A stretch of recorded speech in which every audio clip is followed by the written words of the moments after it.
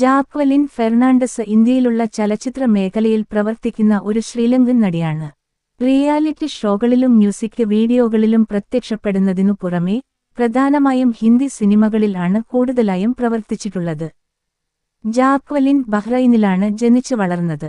Sydney സർവകലാശാലയിൽ നിന്ന് mass കമ്മ്യൂണിക്കേഷനിൽ ബിരുദം നേടിയ ശേഷം ശ്രീലങ്കയിൽ ഒരു ടെലിവിഷൻ റിപ്പോർട്ടറായി ജോലി ചെയ്ത ശേഷം അവർ മോഡലിംഗ് വ്യവസായത്തിൽ ചേർന്നു.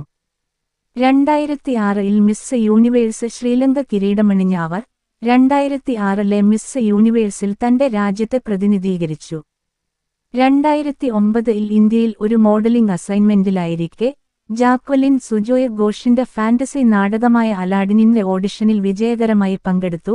ഇത് അവരുടെ അഭിനയ അരങ്ങേറ്റം ആകുകയും മികച്ച നടിക്കുള്ള IIFA അവാർഡ് നേടുകയും ചെയ്തു. ജാക്വലിൻ മർഡർ 2 എന്ന ചിത്രത്തിലെ മികച്ച വേഷത്തിലൂടെ കൂടുതൽ പ്രശസ്തിയാർജിച്ചു. ഇത് അവരുടെ ആദ്യ വാണിജ്യ വിജയമായിരുന്നു. വാണിജ്യപരമായി വിജയിച്ച ഹൗസ്ഫുൾ 2, ആക്ഷൻ ത്രില്ലർ റേസ് 2 എന്നിവയിൽ ഗ്ലാമറസ് വേഷങ്ങൾ ചെയ്ത ജാക്വലിൻ മികച്ച സഹനടിക്കുള്ള IIFA അവാർഡ് നോമിനേഷൻ നേടി. ഏറ്റവും കൂടുതൽ വരുമാനം നേടിയ ആക്ഷൻ ചിത്രങ്ങളായ കിക്ക്, വിക്രാന്ത് റോണ, ഹൗസ്ഫുൾ 3, ജുഡ്വ 2 എന്നിവയിലും അഭിനയിച്ചു.